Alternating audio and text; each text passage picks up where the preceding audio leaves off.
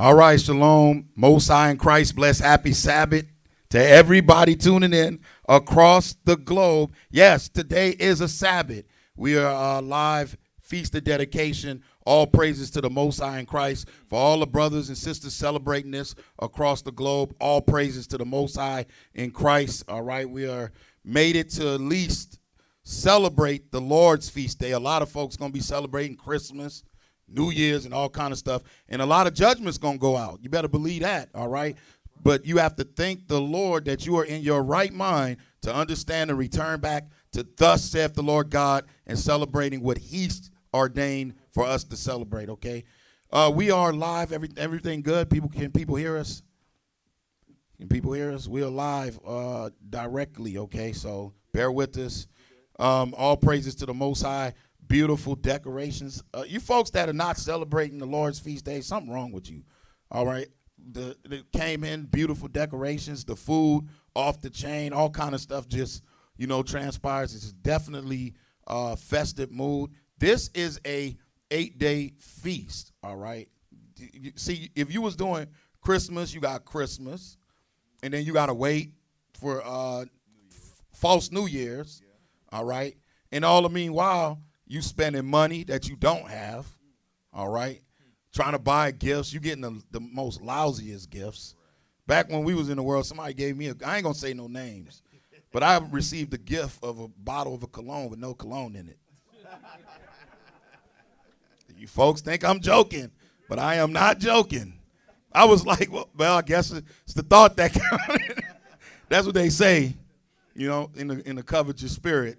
Everybody really like, man, give me something. You see your neighbors putting bowls on 1992 Honda, Ford Escorts. Ain't even a new car. You still putting a bow on it. Some people got hit right there. Like, I thought I was doing good. No, you was not doing good. It's up to us to tell you was being sorry. You would have supposed to put it on something brand new. Well, if you're in the madness, you have tuned in to the right spot. We're going over the understanding of Feast of Dedication. Let's open up. Yeah, it's Maccabean week. Let's open up with the book of John, chapter 10 and verse 22, because one thing in our community, in our culture, in our nation, when I say our nation, I'm talking about you so-called blacks and Hispanic natives whose fathers are of Negro and Indian descent. One thing about it is y'all are some people that really, really love to call on God. You really love to call on Jesus. A lot of our people, even those that's in Islam, right? It's crazy. Well, if you're saying that you are following or a follower of Christ, then, newsflash, John chapter 10, verse 22. Shalom, Most High in Christ, bless, happy feast of the dedication. St. John, chapter 10 and verse 22. And it was at Jerusalem. Come on. The feast of the dedication. The feast of the dedication. Dedication, all right? The other word that you may also know is Hanukkah. Dedication. That's the word you're going to see. Oh, y'all celebrating Hanukkah? In the world, they don't even know what that means. Don't even know why. Just understanding things from what was put out there. You might have seen a 9-candlestick menorah in Walmart saying Happy Hanukkah. Right. Well, that 9-candlestick is wrong. In theory, you're supposed to have 7 golden candlesticks. It's supposed to be 7, all right? But there's a lot of customs. There's a lot of things mingled into Israel that you have to learn because we were ceased into captivity. It's just like now. You are ceased into captivity. So that's why you're celebrating all kind of things outside of the ways of the Most High. All right? So bear with us tonight. Let's read it again. St. John, chapter 10 and verse 22. Come on. And it was at Jerusalem, the feast of the dedication. And it was winter. Didn't it snow out here the other day? Mm-hmm. So how fitting. And it was winter, all right? Christ is celebrating the Feast of Dedication, and it gave you a clue. It's always in winter time, Okay, keep that in mind. Come on. Verse 23. And Jesus walked in the temple in Solomon's porch. So this is, y'all bear with us because this is Maccabean week. So we're going to take our time. You have to really take your notes and understand what's going on. That verse 23 is so critical to your whole foundation. If you don't understand verse 23, he walked in the temple on Solomon's porch. You have to realize something about that, all right?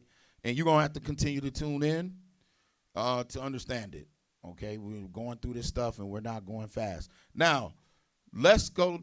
We're talking about Feast of Dedication. Let's open up. You always want to open up with the book of Daniel. Let's go to the book of Daniel. Yep. Let's go to Daniel, chapter 8. Start at verse 1. The book of Daniel, chapter 8 and verse 1. Uh-huh. And the third year of the reign of the king Belteshazzar. So underline that name, Belteshazzar, because what you're going to read, you're going to understand the Daniel was in two captivities. He was in the Babylonian captivity, and he was in the what? Medo-Persian captivity. Belshazzar is the one that basically took over Babylon and started the Medo-Persian Empire from the conquering of Babylon, okay? Belshazzar is that person. Remember, he's the one the Most High had to kill because someone took the relics and was partying and doing all kinds of stuff with it. Okay, all of this stuff is going to be surfaced in the week. Okay, just bear with us. Highlight certain names. Come on. Daniel chapter 8, verse 1. And the third year of the reign of King Belteshazzar, a vision appeared unto me, even unto me Daniel, after that which appeared unto me at the first. Come on. And I saw in a vision, and it came to pass when I saw that I was at Shushan. Underline that word, Shushan. Come on. In the palace. In the palace. Shushan, in the palace. All right. Come on. Which is in the province of Elam. And I saw in a vision, and I was by the river Ulai. So now, give me, open up the blue letter for that verse. Daniel 8 and 2. Just going to prove something. Next to Shushan, write Susa, because that's what you're going to see a lot of times when you're looking up for history purposes. See, this is not a religion, folks. So in a Mighty Man Week right here, you are required to know some history. You are required to know it. And the first set of it is understanding the Medo-Persian Empire. That's Elam. You might know them today as the East Indians. You might also call that region Iran. Notice it's heavily there's activity going on. Yeah, show the map. Show the map. And then pull up the blue letter. Bear with us. Yep. So you see how even ancient map, it'll say Elam. You might want to zoom in a little bit on it. You see names familiar, Parthians, Medes. When you read in Acts chapter 2, you hear those names. Parthians. All right. Persians, Medes, Elam. Why is it that these folks know these things? Then you see Susa circled right there. And what's right above it, Babylonia, Sumer. These are all names you should be just jotting down, because as you start to do your historical research, as other folks do, see, we're the only people that just go square value. And if you're just taking things for square value, then you're failing. Go out and do the research. All the stuff everything that the Bible is speaking of is in history. All right? That's how these folks know what to do. They go around, when they looking up things, they look at the Bible. All right? So write these names down. Susa is important. Okay? Matter of fact, let's go to The rest of Esther. The rest of Esther in the Apocrypha.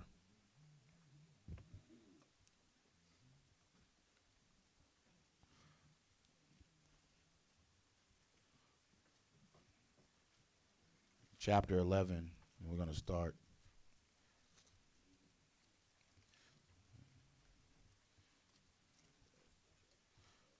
Yep. Start at verse 2.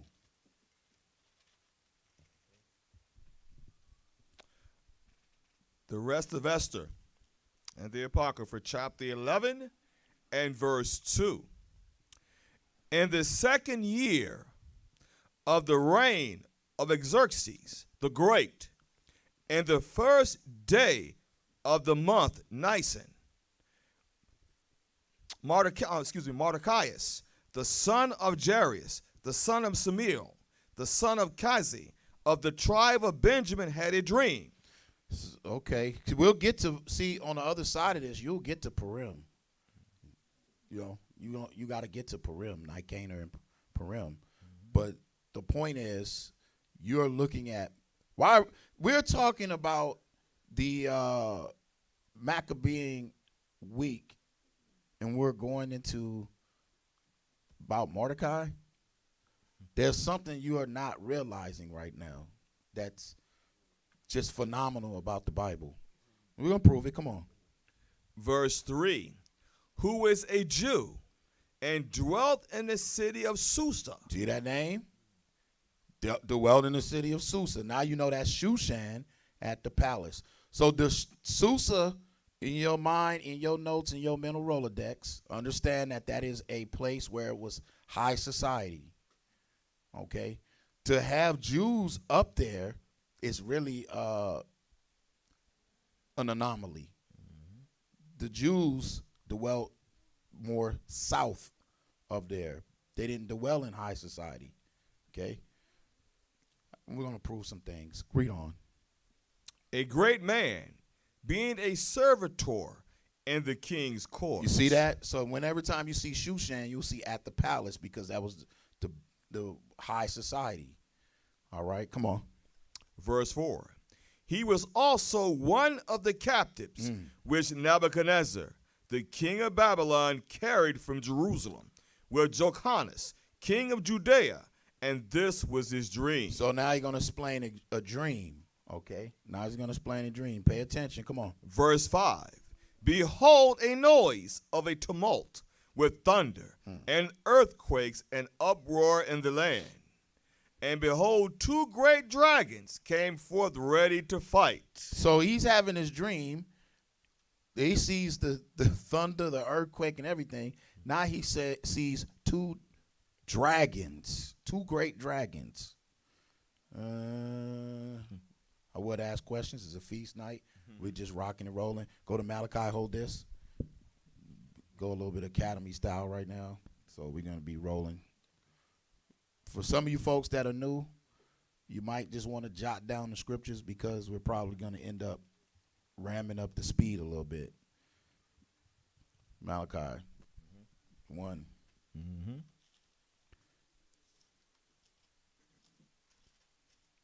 Let's go. Verse 1.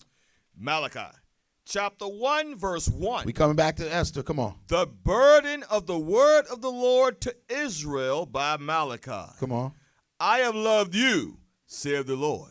Yet ye say, wherein hast thou loved us? Was not Esau Jacob's brother? Let's keep it in context, brother. We talking about Esau now. Come on. Saith the Lord. Come on. Yet I loved Jacob. Come on. And I hated Esau. Come on. And laid his mountains and his heritage waste for the dragons of the wilderness. So Esau is now, you should understand, he laid his heritage waste for the dragons of the wilderness. So that's where a lot of people get confused, because they go, the Arab man, he's an Edomite. That's the Edom. Well, you're a simple person if you just think that. Esau took everybody's nationality, number one. So how do you determine this? You determine it by the fact that Esau is going around from in every nation just taking over, doing things. The Arab man ain't over here talking about, let me take over. But his heritage, the home has been laid for the dragons. So now Esau is naturally compared to that dragon. In Revelation, you read him as known as the red dragon. Okay? A serpent. Keep that in mind. Keep that very close in your mind. Watch this. Come on.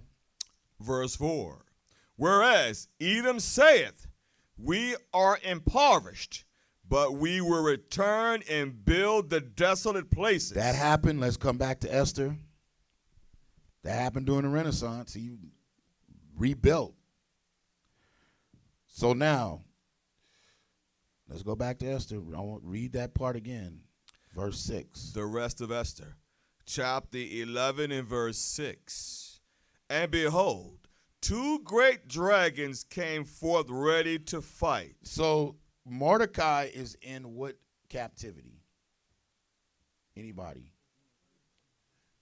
It's a person to me, right? You read in regular Esther, you just go to chapter 1. You'll see that. All right. So he's trapped. What's the biblical name? Elam. That's the biblical name of where he's trapped. That's the nation who's ruling over the Jews. Okay? Ruling over Israel. At this time, they're saying Jews because primarily it's just the southern kingdom. All right? So use the word Jew, or you might, when you're doing your research, you might see the word Yehudi. All right? Yehudai. You will see words like that, which stands for Judah. Yahudi. You'll see those words, okay? When you're doing your research, because this is history week, really. So now, let me say this. Go back to that map. Matter of fact, go back. Give me the blue letter. Yep. No, for Daniel. Daniel 8 and 2. Blue letter me. Which just prove something. Daniel 8 and 2. Put it up on the screen. You might have to zoom in. All right, hit the tools. First 2 for them. And give me Susa. Give me Shushan. Right there. Click the number. Just for some of you folks. What does that say?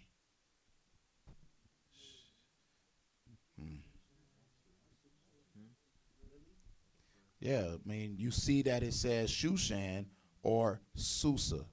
And it's showing you that it's saying Lily.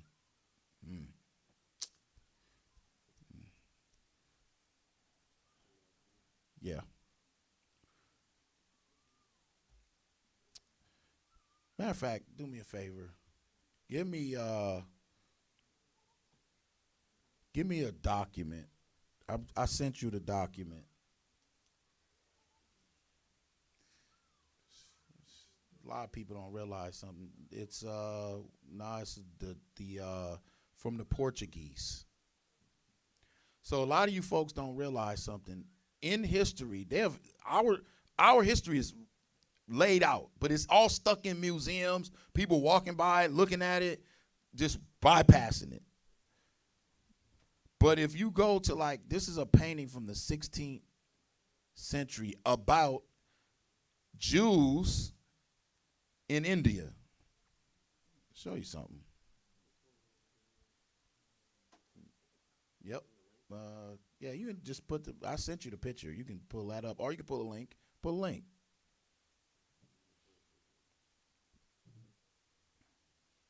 Scroll up. Let me see. Yep. You can go to that link. Yep.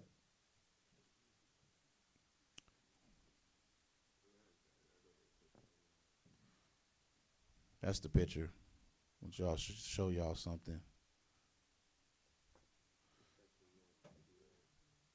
It's right underneath it. If you click that picture, you can read it.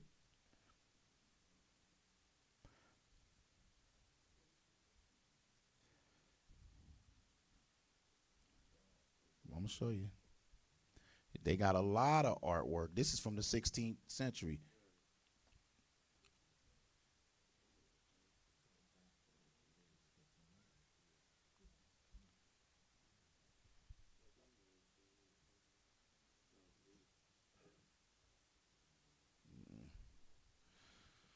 Yeah, read that.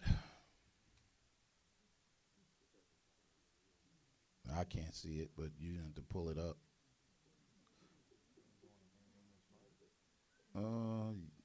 You can see that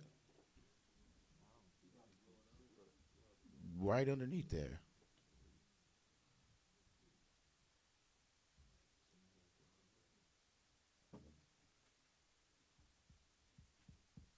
You don't have to be fully, but you might can put it on the screen.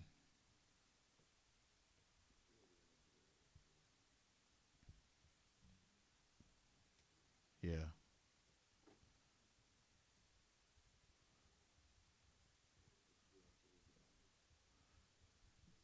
Yeah, good luck. Y'all read that. I'm not going to be able to see that.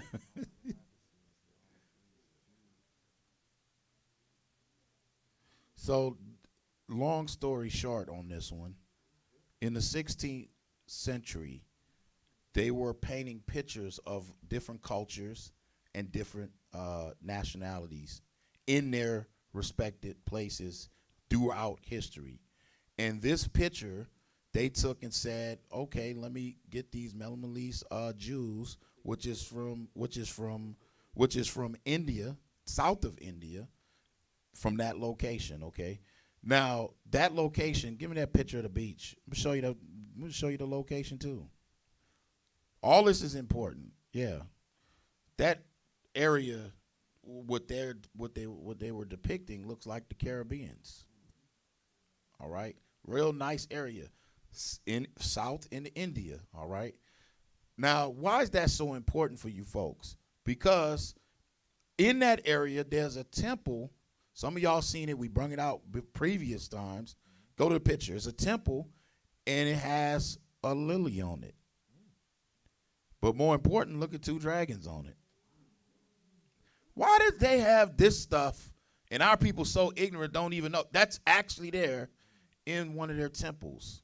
Matter of fact, they found a lot of riches. They're saying that they don't want to open this door. So at the end of the day, we don't know what's in there. But we just read Mordecai talking about two dragons. We know that Susa had a terminology for as Hebrew for as lily. Now you can only imagine what's behind those doors. You don't know you can't say what's behind there. They could have had Mordecai buried in there, Daniel, whoever. You don't know. All kind of treasures. They ain't telling us. Because that would reconfirm everything that we need to know. That if you can imagine, they go in there and pull out and say, oh, it was some tombs of the Negroes in here. Excuse me?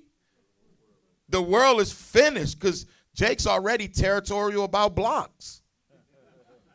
People already, they territorial about hoods. They'll get the banging on people and be like, yo, we need to come together and take the Golden Temple back and get all our riches. Yeah, to get our real stimulus package going. Yeah. Let's go back to Esther. It's upsetting. Yeah, rest of Esther. All right. The rest of Esther. Chapter 11 and verse 6. And behold, two great dragons came forth ready to fight, and their cry was great. And at their cry all nations were prepared to battle, that they might fight against the righteous people. You hear that? Fight against the righteous people. These two dragons fight against the righteous people. Now, we know it ain't talking about the Medes. We know it ain't talking about that because remember, the Medes was like Cyrus. You have people like Cyrus in their institution that was like, yo, we're going to do whatever it takes to free the Jews, all kind of things. So we know it's not talking about them. So what is going on? Read on. Verse 8. And lo, a day of darkness and obscurity, tribulation and anguish, affliction and great uproar upon the earth. So, great uproar upon the earth. Now, jump to chapter 16. We still in here. Jump to chapter 16. And start at verse 1. The rest of Esther. Chapter 16 and verse 1. The great king Xerxes. So you're hearing it again. Watch this. Come on. Unto the princes and governors of 127 and 20 provinces, from India into Ethiopia. So from India to Ethiopia, okay? Keep this in mind, y'all. This is a kingdom that was established and set up. This kingdom was set up from 550 BC to 323, roughly 323 BC. Now, you seen that. Give me the coin. Show you something. You seen the little thing? Because I know some people, they think Lily mean Lilith. Look, stop using English word doctrine, because the word lily would not have even been lily. You understand that? Did I just say something too up there? Probably.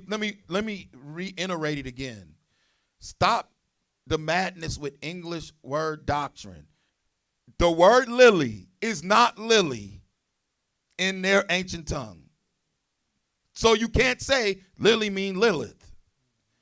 There's 127 dialects that was speaking in the ancient world, more than that. And Israel was trapped in every single one of them. So you can imagine how our language and everything has just cultivated over the times. In the time of Christ, wasn't a lot of people speaking Hebrew. People were speaking Greek. 100%. You find more Greek writing than you ever will find Syro-Chaldaic Hebrew, period. I would challenge anybody on that. So, no, you have to understand that the Most High had, for us being disobedient, we're ceased into captivity. This is the reason why this is happening. Give me the coin. This is a Israelite coin during 330 when we were getting some type of liberties. This is a coin. Yeah. You might can go to the link. Go to the link.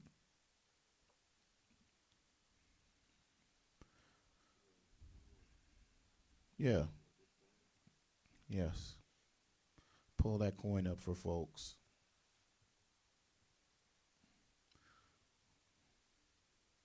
Matter of fact, and then go to this link. I'm about to send it to you.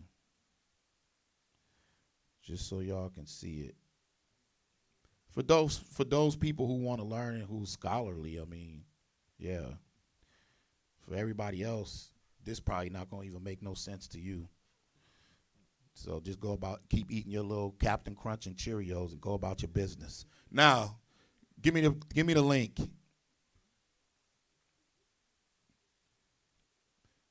It should be upsetting, like it upsets us. We like, man, we wish we can go into these other books where a lot of our stuff is hitting at, but it's so many different languages. We need somebody who's going to sit down and learn how to read Arabic. We need somebody who can go into the Bulgaric and understand how to read it. It takes studies. It takes people to go to school and stuff for that. And to go to school, it takes leisure time. You're not going to be having the whole house talking about, you know what, I just think I'm going to go to school. Excuse me? Where you going to live at? A park bench? You better have somebody backing you up. It's already difficult. Clapping hands for people who are going to school and working part-time, but you can see them, they on a constant diet of Hot Pockets. And Top Rami. Plastic noodles. For real. So you got to understand that. If you had that opportunity to go to school, especially some of you young ones, go get the knowledge. Stop being so ready to jump out there and play footsies, because you're going to get hit. You're going to get hit. Ain't going to be able to play video games. So learn something. Give me the link. See, these people follow the understanding of scholarship. Read that right there. I don't know. Somebody, you might have to get a mic, because I'm definitely not going to see it. Maybe American, you should pass that to him. Here you go.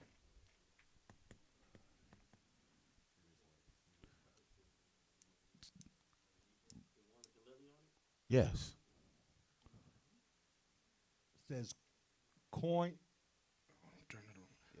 number 4, a bronze. Number 3. Number 3. Coin number 3 is a Uhud silver half jura. So that word right there is really Judah, what you're reading, but they'll write it like this. You see that? Yehuda. All right. So that's coin number 3, meaning they're finding stuff.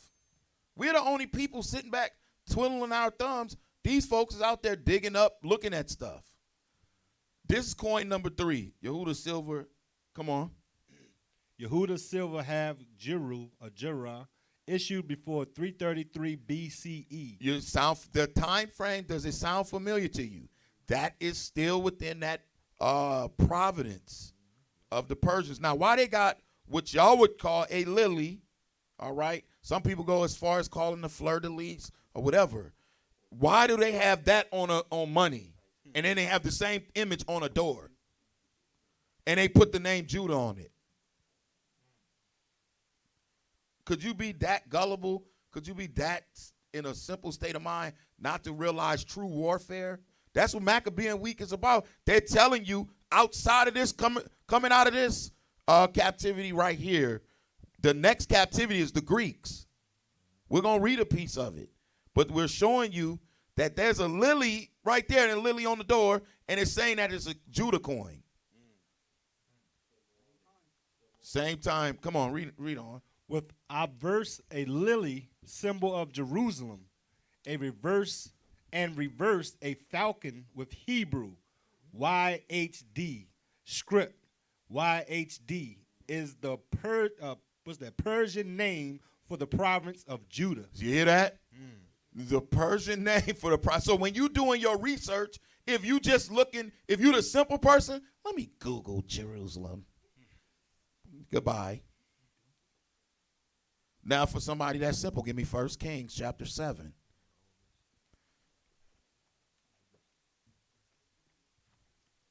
First Kings 7 and verse 19. They told you this is the symbol of Jerusalem. Why? Why did they say that? Let's go to the scripts.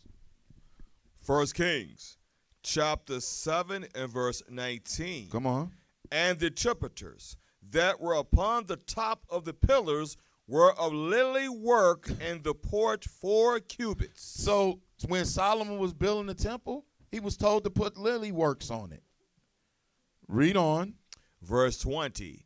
And the chapiters upon the 2 pillars had pomegranates, also above, over against the belly, which was by the network. So when you understood the priests, the fringes that was at the bottom of the priestly garments had pomegranate bells. So that look of royalty was there. You can only imagine a royal look. All right? Our style, not like this man's system. This is what the Most High gave us. Do it like this. Come on. And the pomegranates were 200 in rows round about upon the other chapiter. So you can imagine little pomegranates going around. Whoever did that work had the Spirit of the Lord on them, because if you making little pomegranate, those little beads is going all the way around. That's beautiful. We was talking about, what was it called, the top parts of it, the little, the stuff you put on the border and the crown molding or whatever, the borders. When you go into a place and you see that, you're like, wow, that looks nice. But just imagine how the temple was being fashioned. Come on. Verse 21. And he set up the pillars in the porch of the temple. And he set up the right pillar and called the name thereof Jachin. Come on. And he set up the left pillar and called the name thereof Boaz. That, I'm not going to even get into it, but understand when the kingdom is being rebuilt, things are being set up. Come on. Verse 22.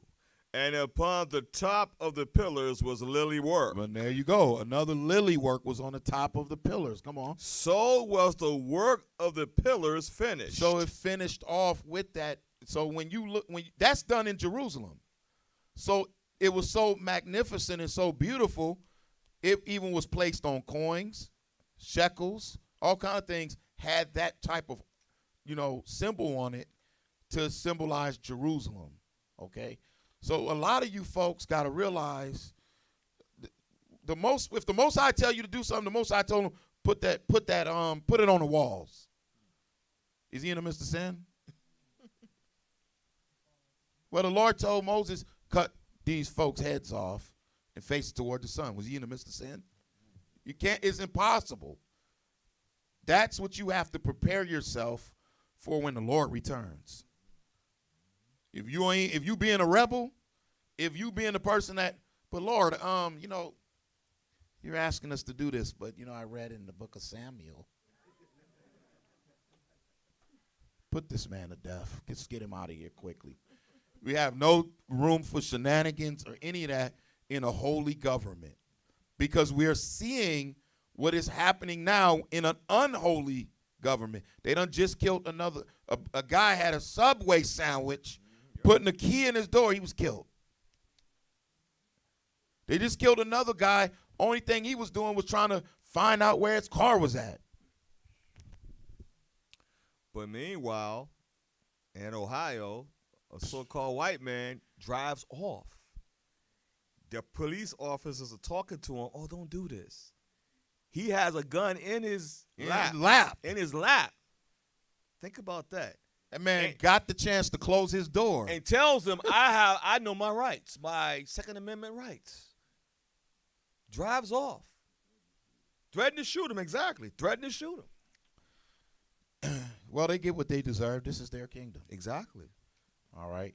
Now, let's go to Daniel. Mighty Men Week. We're just starting to ram up. Understand history. Understand who these folks are, right? Back to Daniel chapter 8. Yep. Verse 3. The book of Daniel, chapter 8 and verse 3. Then I lifted up mine eyes and saw, and behold, there stood before the river a ram, which had two horns. And the two horns were high, but one was higher than the other. And the higher came up last. Come on. I saw the ram pushing westward and northward and southward, so that no beast might stand before him. That's how you know men are beasts. Because this is talking about Alexander. All right? This is talking about the Greeks. Make no mistake about it. If you have like little commentaries in your Bible, you can read. They know this. They know this. All right? These are the same chapters as you go through this that drove Isaac Newton crazy, trying to figure it out, trying to figure out how did he know this. And keep in mind, this 400 years in the past. All the way up to the Greeks. So you have to understand, that's why he went crazy. How could he do this to the point, to the T? Let's read on. And neither was there any. I just started again. I saw the ram pushing westward and northward and southward, that no beast might stand before him. Neither was there any that could deliver out of his hand. But he did according to his will and became great. Come on. And as I was considering, behold, an he-goat came from the west on the face of the whole earth, and touched not the ground. And the goat had notable horn between his eyes. Keep reading. And he came to the ram that had 2 horns, which I had seen standing before the river, and ran into him in the fury of his power. So these horns, put it down in your notes, is, of course, you know they represent the Medo-Persian Empire. And this he-goat is talking about the Macedonians. You may also call them the Greeks. Okay? Now, go back to Esther. We're going to jump a little bit because as you read this, and we'll go through things during the course of this Maccabean week to kind of get you settled in history. There's reasons why Daniel is using these specific terminologies for them, like he-goat and things of that nature, okay? The rough goat. So, 16, and jump to verse. Matter of fact, just read down. The rest of Esther, chapter 16 and verse 1. The great king Xerxes, unto the princes and governors of 127 provinces, from India to Ethiopia, and unto all our faithful subjects, greeting. Many, the more often they are honored with the great bounty of their gracious princes, the more proud they are waxing, and endeavor to hurt not our subjects only, but not being able to bear abundance, do take in hand to practice also against those that do them good. Come on. And take not only thankfulness away from among men, but also lift it up with the glorious words of lewd persons that were never good. And they think to escape the justice of God, that seeth all things and hated evil. He's talking about the Greeks, the Macedonians. He's talking about them because remember, this situation has come about with them because of Haman. Okay, you'll learn about that in Purim. Come on. Verse 5. Oftentimes also fair speech of those that are put in trust to manage their friends' affairs. Politics, come on. Hath caused many that are in authority to be partakers of innocent blood. Come on. And hath enwrapped them in remilliness, calamities. Remulous calamities. Ugh. I ain't even trying to say that again. Remilliness, calamities. Okay. That's a tongue twister, right? Yeah, just try to do that live. Come on. Verse 6, beguiling with the falsehood and deceit of their lewd disposition. Lewd. Come on. The innocency and goodness of princes. Now ye may see this, as we have declared, not so much by ancient histories, as ye may, if ye search what have been wickedly done of late through the pestilent behavior of them that are unworthily placed in authority. So you remember when you read in Esther about Purim, Haman's plot was to destroy all the Jews. Most High miraculously put things in place before that can even happen, and it stopped it. So all the provinces was opened up to the Jews. So imagine all his provinces is opened up. We're now traveling down south where you seen that temple and everything else is at, okay? Give me the document. There's a document. Now, when you start following money and you follow the wars, you start seeing things pop up, and you go, what? Why is this there? Let me show you something. It's photocopied. Give me yep, right there. And then put that up. Y'all see this? Note on tours, Malabar Coast.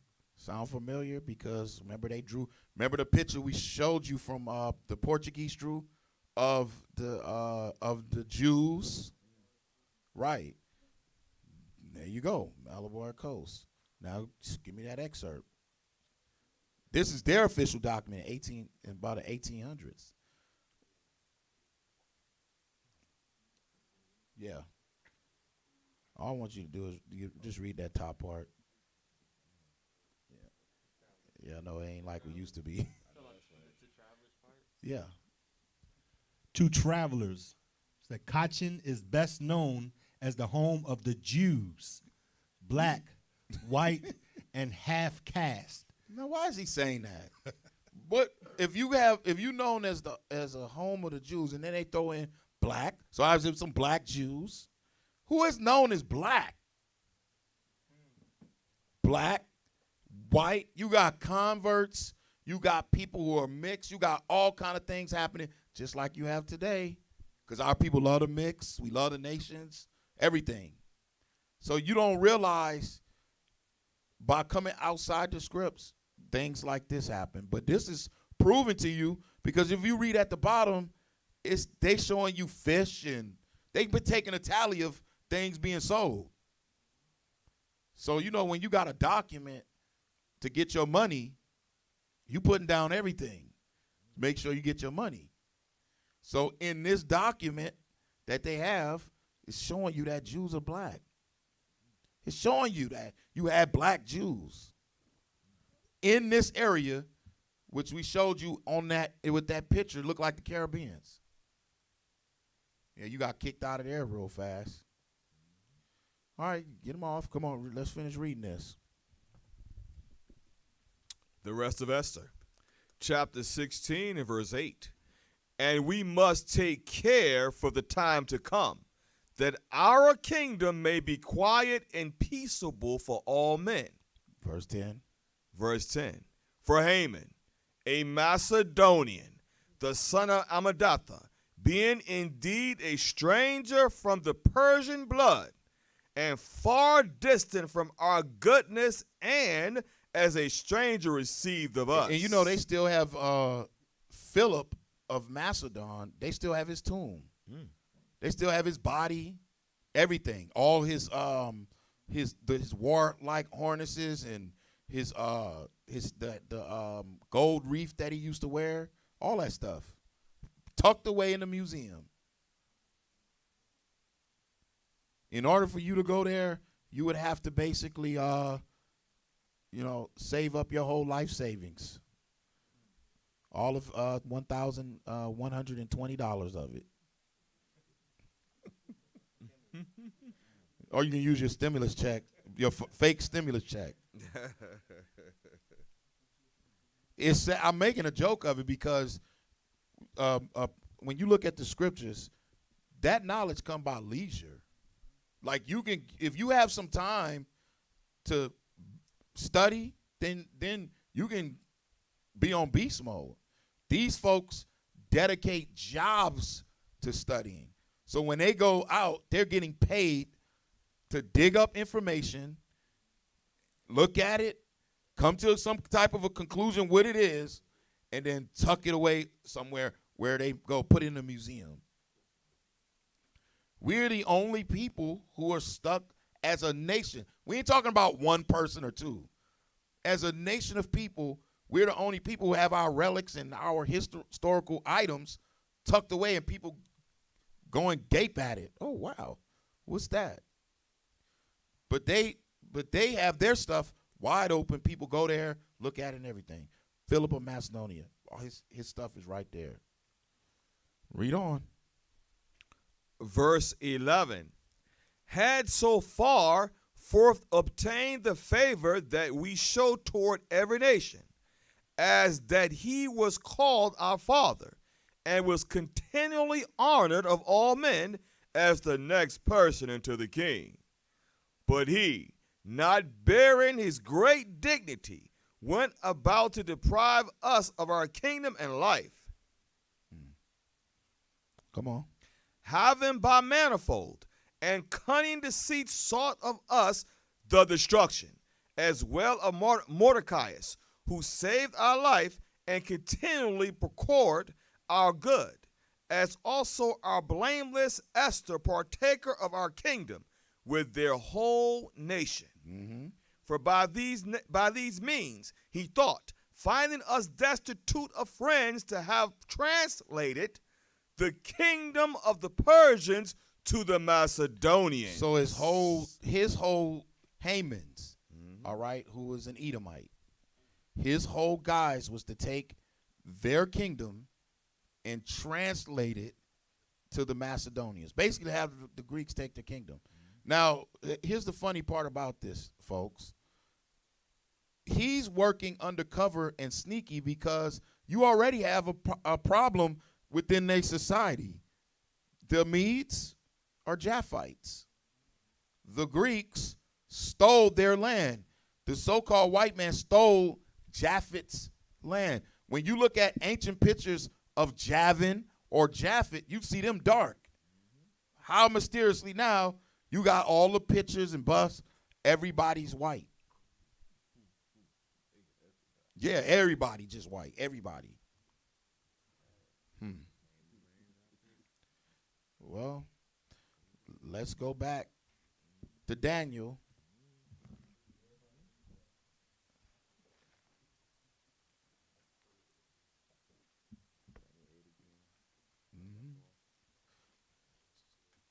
Daniel 8, verse 15. The book of Daniel, chapter 8 and verse 15. And it came to pass when even I, Daniel, had seen the vision and sought for the meaning, then behold, there stood before me as the appearance of a man. Come on. And I heard a man's voice between the banks of Eula, which called and said, Gabriel, make this man to understand the vision. So he came near where I stood, and when he came, I was afraid. Come on. And fell upon my face. But he said unto me, hold on. So does this right here, let me see who's thinking. In the comment boards, put in the comment boards. What was just showed to you right here? Trying to see who's thinking real quick.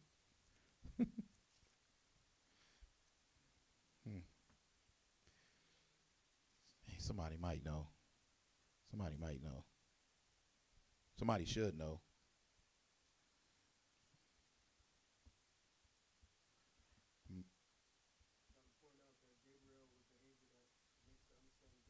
Yep.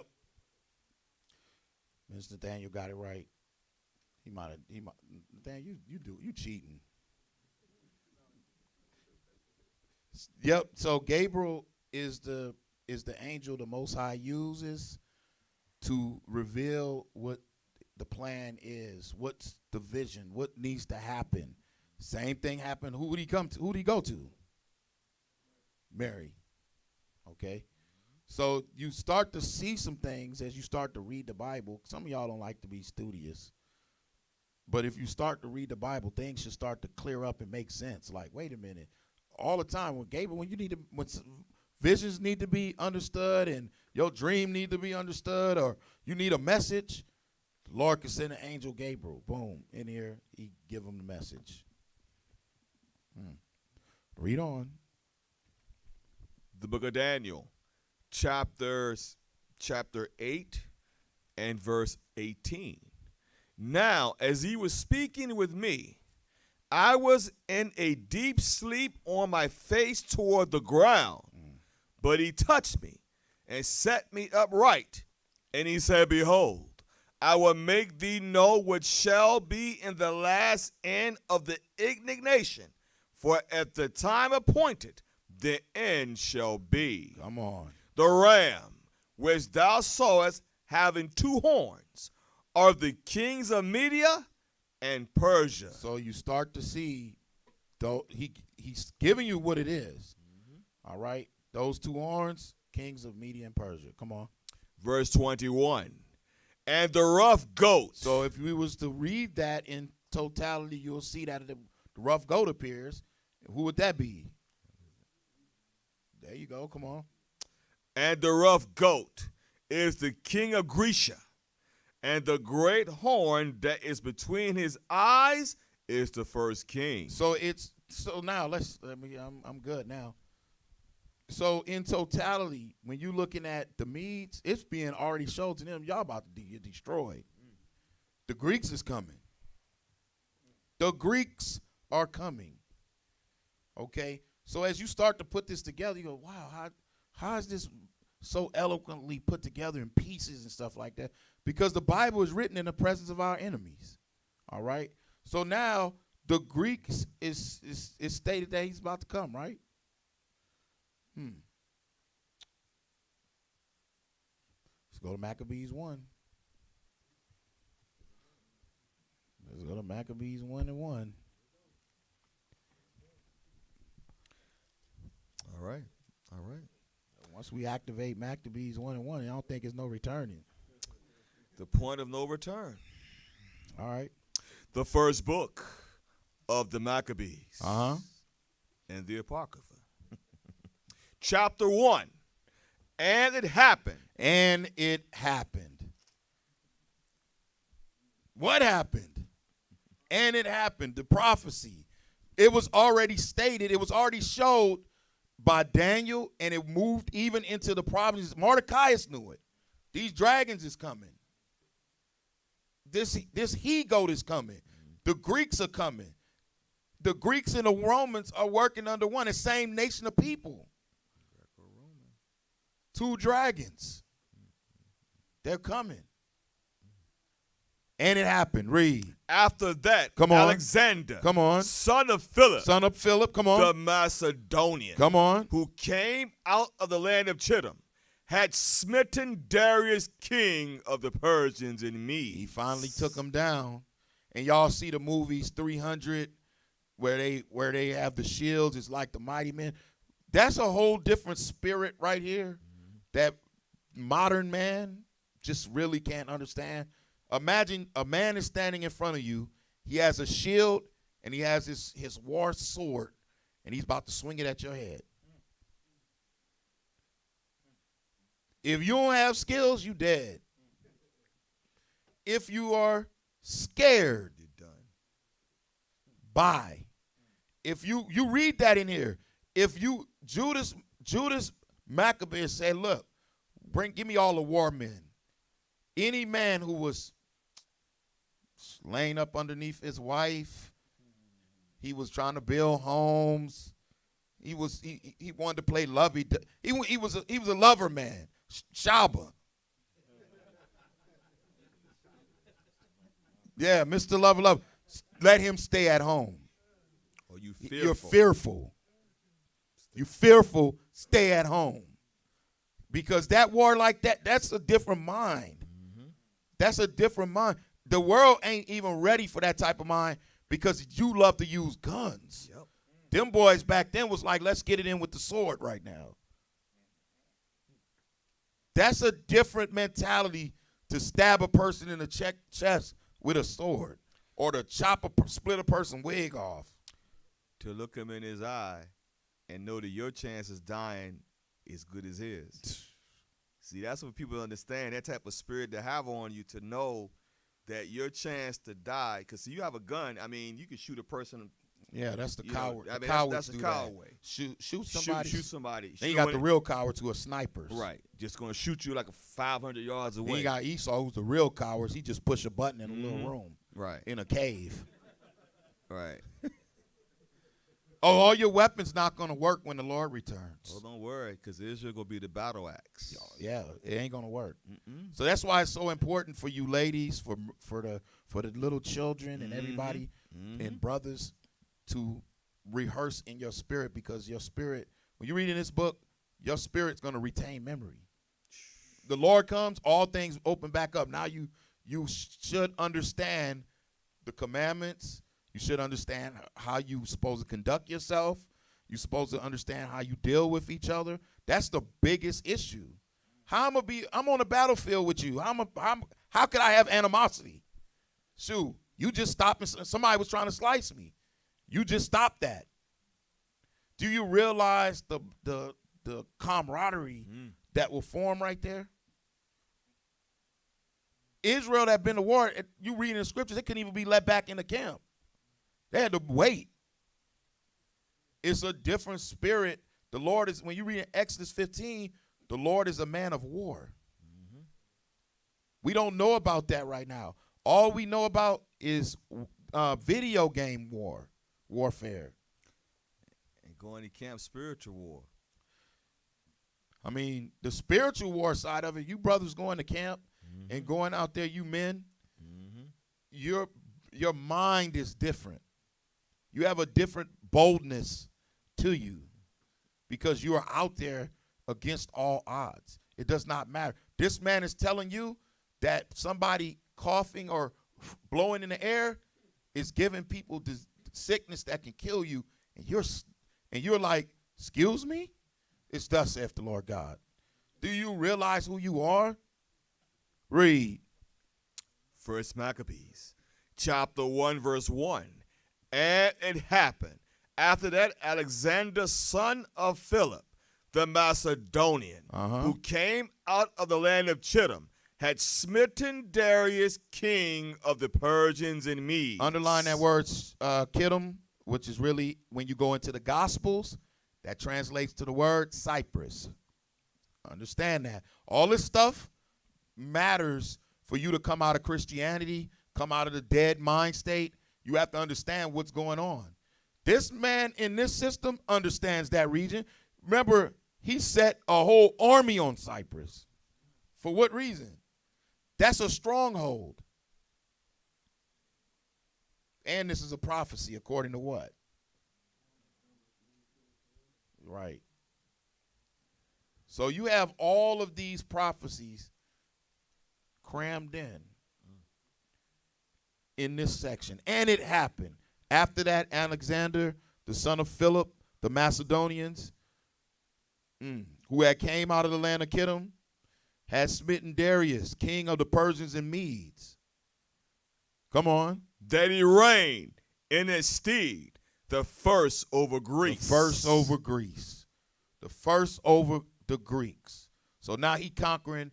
The earth is silent before this man. Come on. And made many wars. Come on. And won many strongholds. Come on. And slew the kings of the earth. Come on. And went through to the ends of the earth. Come on. And took spoils of many nations. Come on. And so much that the earth was quiet before him. You realize the earth, he walked up, the earth was quiet, meaning anybody underneath his regime would be grinded to powder.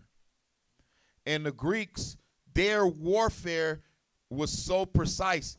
If you was a person who was deformed, if you was a person who had any kind of ability, like your mental stability was bad, you was put out.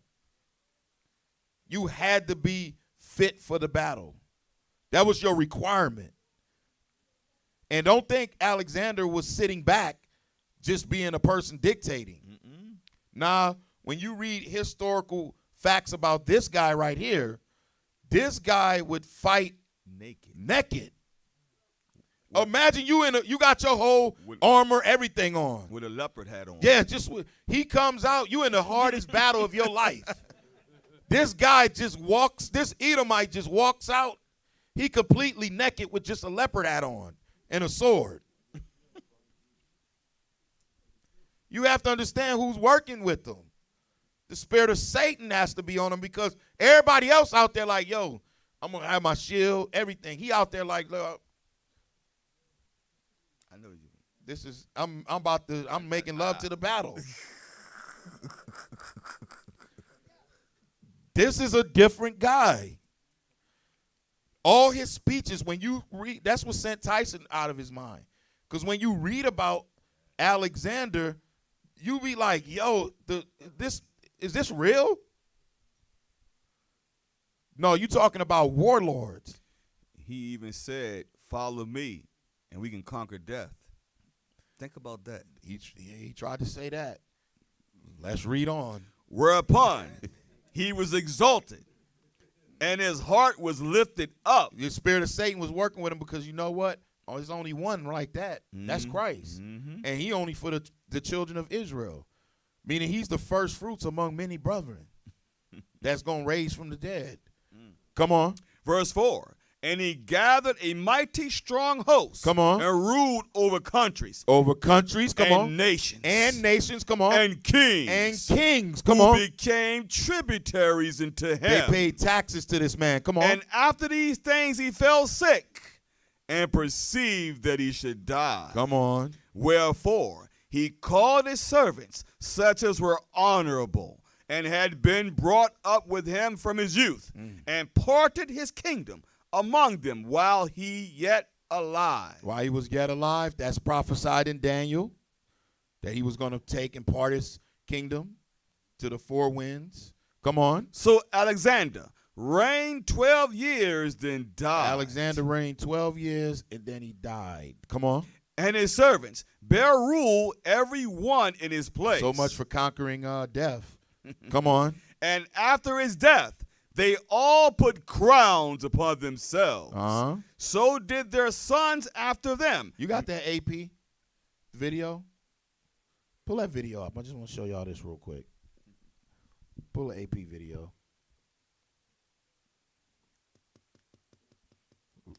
This just solidifies something we said earlier.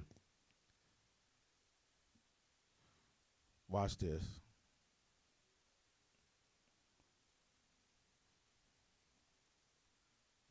Yeah, let's go.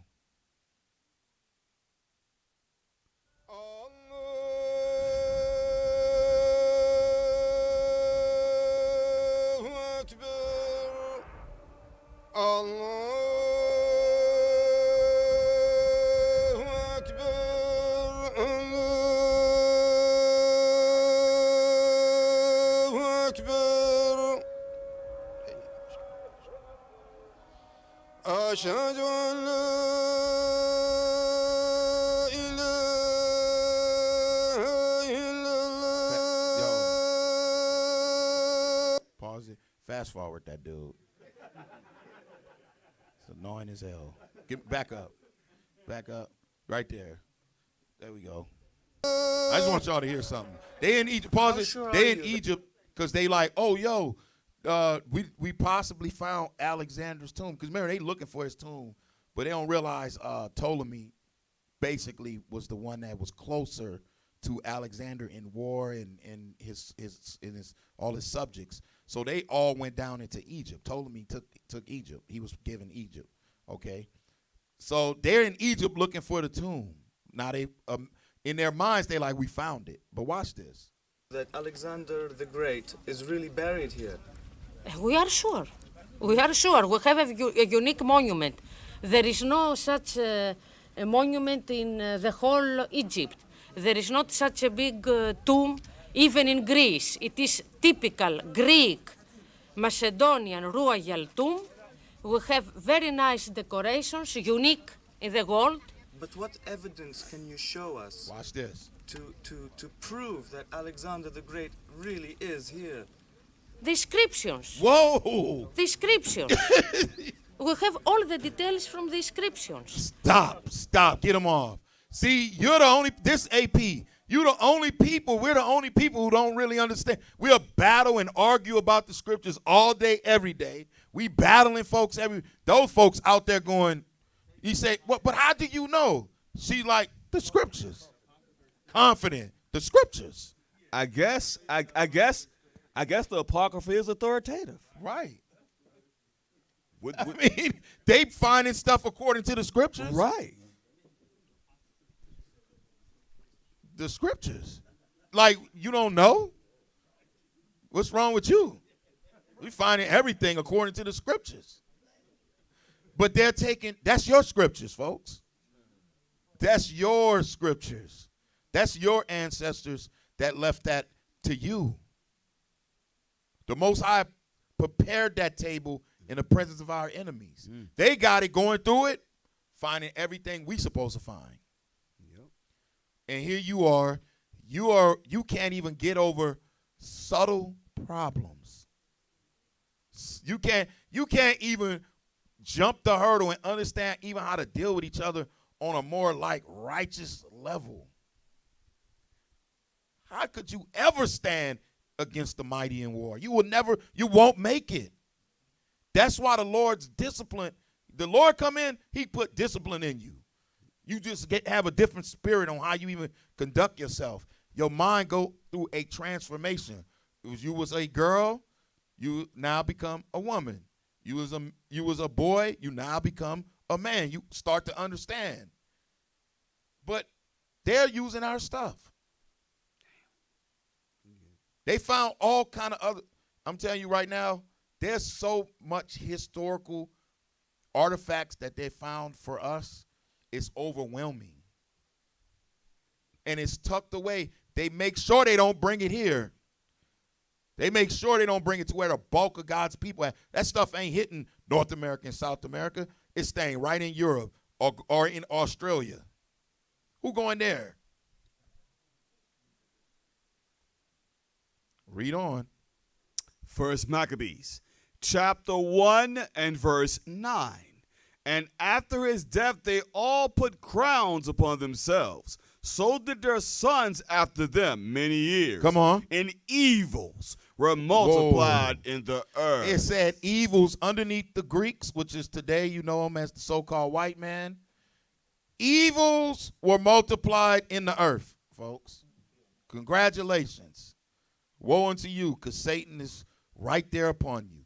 Evil is multiplied on the face of the earth. Come on. Verse 10. And there came out of them a wicked root, Antiochus, surnamed Epiphanes. Epiphanes. Come on. Son of Antiochus, the king, who had been an hostage at Rome. And he reigned in the 137th year of the kingdom of the Greeks. Of the kingdom of the Greeks. The book of Acts, chapter 5 and verse 29. It's feast day.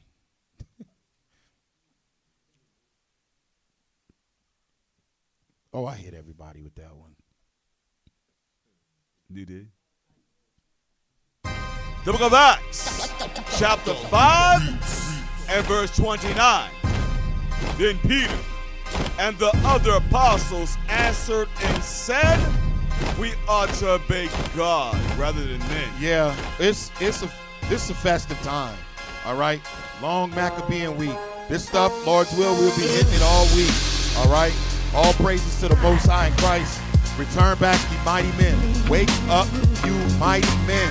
All right, it's time for us to understand what our purpose is upon the face of the earth, and it ain't to keep asking people can we do things, because the Bible says the saints shall take the kingdom.